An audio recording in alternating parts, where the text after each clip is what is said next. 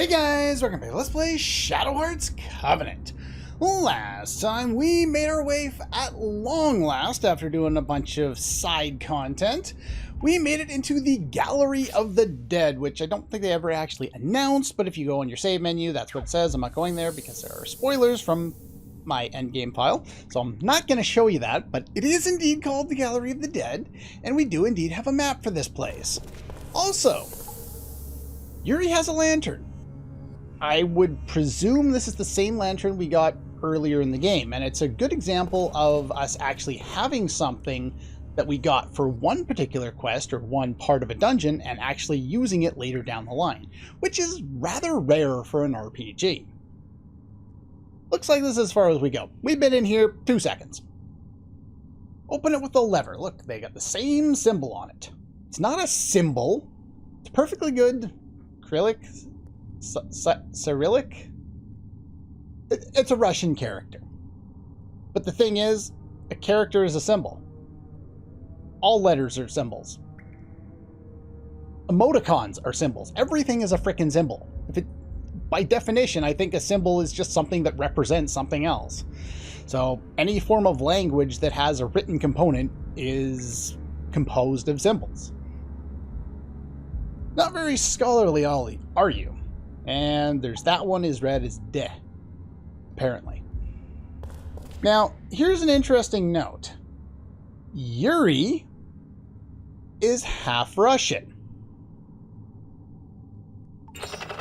But he doesn't seem particularly familiar with the language. And from a logical perspective, you know, ignoring the video game aspect of things, of course, video game logic is the reason why, but on a logical level, why would you hide all of your things behind characters that the people who were in and around that area, you know, in the capital of Russia, or at least at that point, I guess it was, or maybe it was, I don't know. Either way, in Petrograd, they speak Russian, presumably. Why would you have that be the source of your puzzle? It doesn't seem like it's going to keep any people out that would be in and around the area, and you would think that anyone sent in to, say, infiltrate the capital would also be familiar with the language there, otherwise they'd get caught in the first 5 seconds that they had to speak to somebody with. Yeah, but we've already been there, but yeah. So anyway, that's a thing. Now, there's going to be a bunch of these throughout the area here. Here we get a Thera root. And if we go over here, we have dead end after dead end, as you can see. This one's got...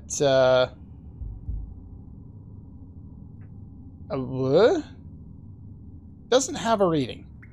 It looks like a B, I'm going to call it a B, because I'm dirt simple that way. And this one looks like A, so I'm going to call it as A. Okay, it's A. Sure, why not? I don't know anything about the Russian language, so I apologize in advance if I butcher anything while we were here. Where am I going? Am I going the right way? I am going the right way. And we found a battle. Alright, here, as you can see by the fact that the enemies are going first, they're starting to get faster than we are.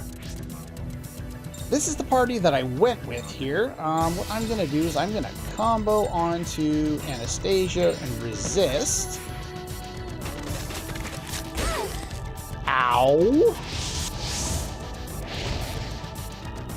As you can see, we're kind of getting destroyed at the moment. You could snapshot them. Sure, whatever. Album. We've already seen this, but it's water elemental attack. This is the point in the game. The enemies still have under 100 HP, but they're really starting to do a lot of damage, and they're starting to hit us quite often. So I would recommend you start being efficient with your spell casting. And the blue ones are weak to fire, the red ones are weak to water, so there you go. And yeah, I guess we'll just target those two. But yeah, spellcasters are going to be a lot more important in this area. In fact, that will continue on to the boss fight even, and I would like to be able to demonstrate that. We don't need to waste MP on that.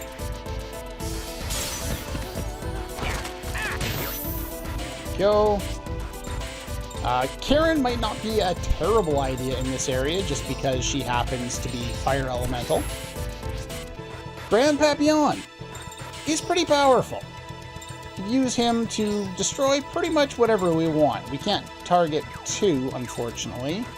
Muscle arts. Do we have anything interesting here? No, we've seen all those. So I guess we'll just go for a normal attack. Let's do this.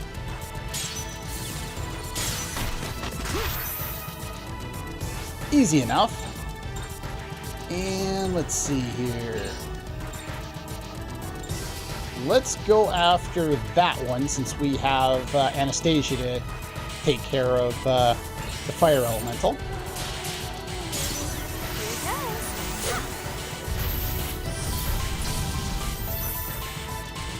But yeah, our normal attacks are starting to be inefficient other than like Yuri and Joachim. The rest of us really are going to have a lot more of a difficult time one-shotting the enemies. Now, like I said, there's 2 ways of going about this, just like there was earlier in the game. We can either go about this by just continuing to do normal attacks to build up affinity. I missed. Or we can start to use spells.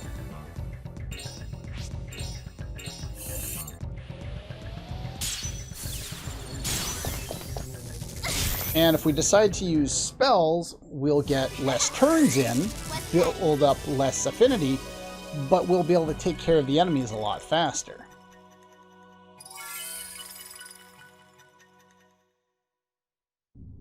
So it's up to you how you want to deal with it, but you are going to want to start healing in between a lot of fights just so that you're not going to die if you get ambushed or something like that. Alright. We found another switch. Yeah. Okay. There, we'll move the lever.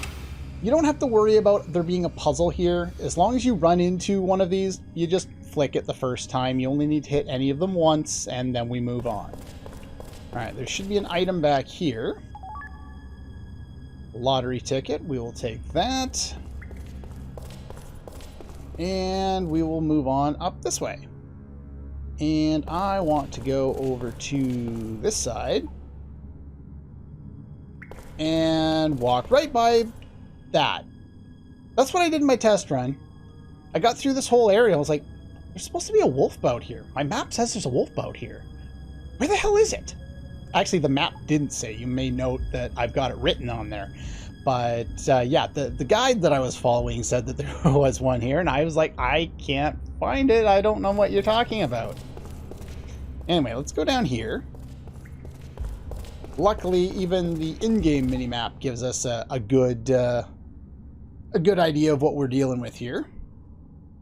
It's a character that's on the tip of your tongue. I don't even know why they bother giving us an option. I always overthink these things in video games whenever they give you a switch or something like that and they give you an option. If you only need to flip it one way, make it simple and don't confuse the player. Just go, oh, there it is, it's done, move on. And don't give you an option to flip it back because there's never a reason to. If it's going to be a more difficult puzzle like that, say something like the Neem Ruins where you got to flip things multiple times and back and forth and stuff, sure, give yourselves the option to do that. That makes sense. But anyway. Alright, let's target that one.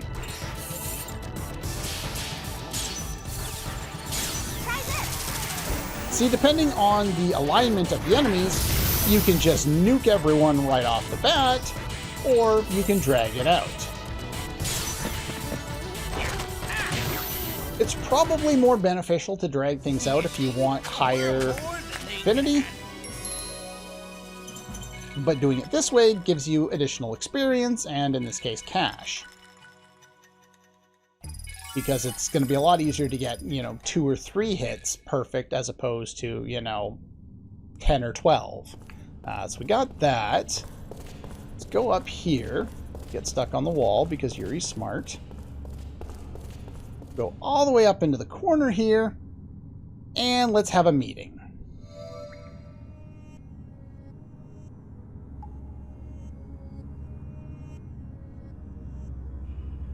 Your image has changed, has it? I can see your future. An attack boost.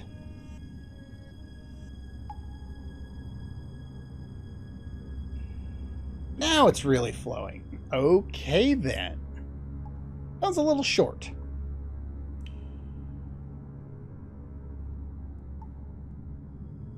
Got a little too relaxed. More power. Well, that was fun. Later. Why don't you try impersonating your wife or something? I want to see... Yuri! I don't know where the game devs came up with dialogue for this game, but it's like, who would ever say anything like this? This is just super creepy. It really is. What is wrong with you, Yuri? I know it's supposed to be comedy, but yeah, it doesn't come across that way. Oh, so apparently this guy is an actor playing a part. Always been the ring soul. Okay, so that's who he is. He's like not like a... Maybe he is like a... a ring soul, and that's like his species or something like that. Who knows? This is gonna be great. Well, this is gonna be interesting, that's for sure. At least we haven't had to worry about voice dialogue for this kind of stuff. Treasure chest! Got another crest. I'll take it. Actually, I think if I remember correctly, that one goes on Blanca. Oops, that's the wrong direction. Nope. Oh no, that's Arc Rage. That goes on Karen. Cool. What else do you have here that you don't need? I can't just pull that off. Let's pull off... Sure, we'll pull off that one to give you Arc Rage. Arc Rage is pretty important. Definitely want to have that on.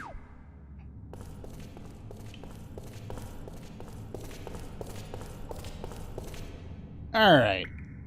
We're gonna fight the doggo. Let us adjust your equipment. You still have the weaker armor on, so we're going to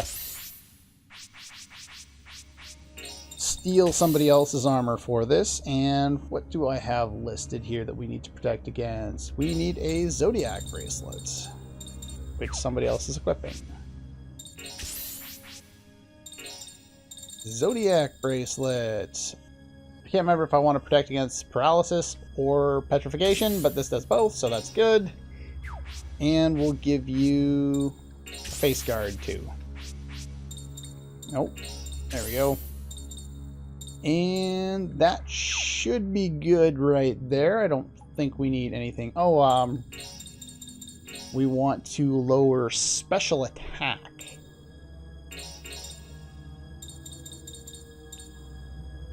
I'll just put number 1 on. We don't need to steal the other one off of whoever else has it. Not that important, I don't think. Are you healed? You are healed. Alright. That's one hell of a portrait. Holy crap. A zombie. Well, we've found a zombie dog. We've found an alien dog. What's next? You'll never die, will you? You ate so much you be... Ooh, this is kind of frightening. Well, this is kind of the first little bit that goes back to what we saw in the first game. Yeah, the horror aspect of the series kind of fell out of favor after the first game, which is unfortunate because I think the first game is the superior story. And in terms of building up tension around the horror aspects, it made it more interesting as the series has gone along. We've delved into more comedy aspects of things, which I don't really prefer. Comedy can be great, but comedy can also ruin how serious a situation is. And I think this game kind of, it's not that it uses its comedy to interrupt the seriousness. It's just there's so much comedy that it doesn't really balance out for me. Help him rest in peace. If you refuse to die, let me give you a little helping paw. You look pretty tasty. I lap you up. Guts, fur, bones, and all. Well, that's frightening. Necros! I didn't pull up your thing ahead of time. I'm not smart. Necros has, well, he's Dark Elemental, of course, 576 HP. He can inflict paralysis. Okay. So that's all we need to worry about here. Protect yourself against paralysis. And yeah, his other attack is more powerful. There's a miss. Yeah, Dark Claw. Oh, it's not that bad either. Can I hit, please? Well, we do 100 damage. We should kill him in 6 hits.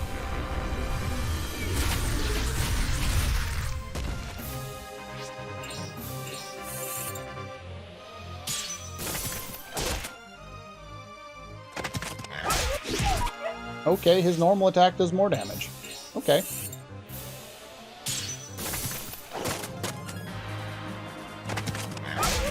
Sure seems to have a high evasion, and no, I did not ask my phone to do something. I missed.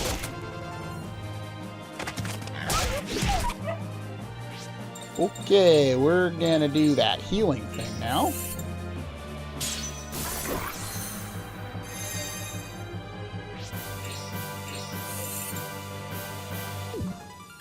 Excuse me? I disagree. I'm gonna have to heal SP.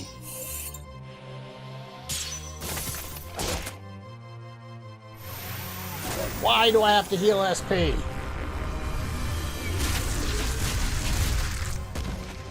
I guess the reason I wanted special attack down is because it's the only thing he's susceptible to. Really? I missed twice? Again, video game, I disagree. Well, that absolutely sucks. Almost missed that one. I don't know why I almost missed that one. Let's try this again. Now I'm overcompensating for the fact that I was missing by not hitting the button fast enough. I got another attack in me. Wow, what a terrible fight.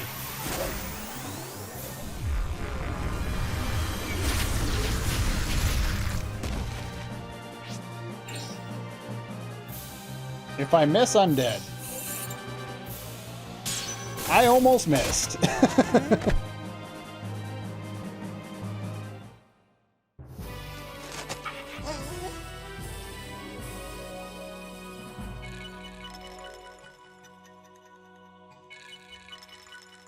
And for defeating him, we get a Talisman of Mercy and some experience and stuff. My body is crumbling. I'm gonna die. Die with dignity. That's the way of the wolf.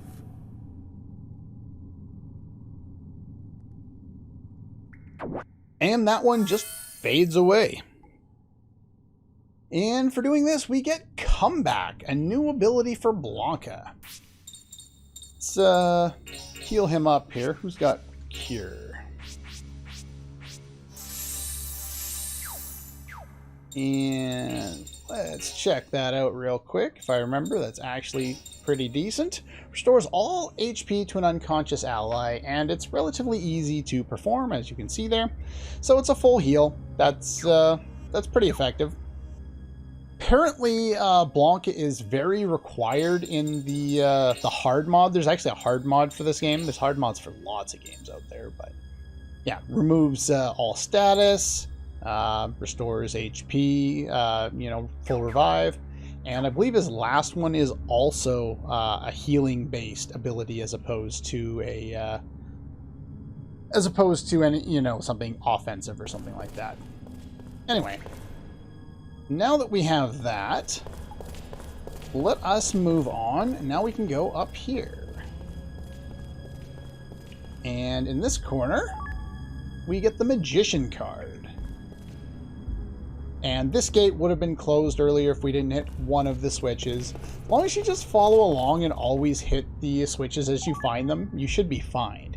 Here we get another Leonardo's Bear that we don't really need. It's one of the reasons why I didn't go for it in the 3-on-1 fight against Blanca. That, and it just would have been too tedious to try and do that and get lucky enough to win in the same fight. Alright, we found a save point. Save points are nice. What else we got here? Oh, no, don't turn around. Sorrowful air drifts from the stone. If you go over here, you can see which gates you've opened.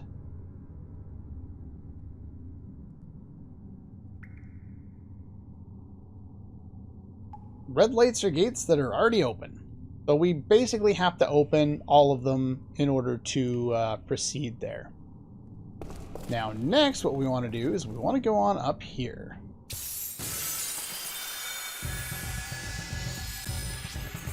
Alright, we'll show off one more fight, because I don't think we have too much more time for this episode anyway, and we're at a good halfway point.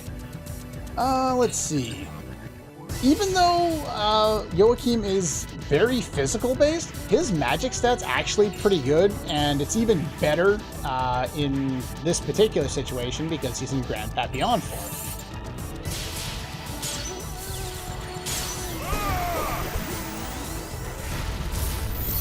Yeah, he can take enemies out pretty quickly that way. The album spells take too long, in my opinion. Nope, we're gonna go for the Hail Beak.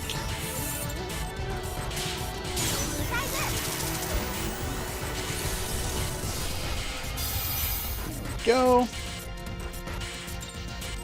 And I don't remember what element this guy is, so we're just gonna go with Holy Cast. Really? I missed? What? That's sad. Got such a gigantic, perfect area, too. Oh well. Still dead. I haven't lost a step. Haven't lost a step, huh? But you don't do anything. Though, there was actually an anime, off the top of my head, I don't remember what it was called anymore. It was on Amazon Prime last year when I had it. And it was literally about, like a shonen anime, about battling with puppets.